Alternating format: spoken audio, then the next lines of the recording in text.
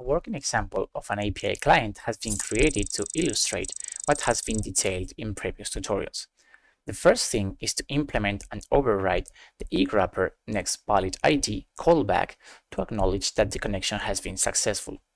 This is a best practice workflow to then be able to continue sending and processing requests. Secondly, we will be calling a simple method to request the current time, and also positions to illustrate how to work with a client.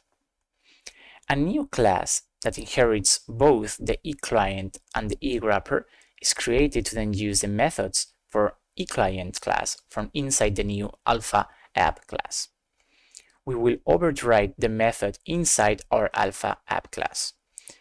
Upon clicking the play button, some error codes are shown that are not true errors to confirm that the connections to the data farms have been successful.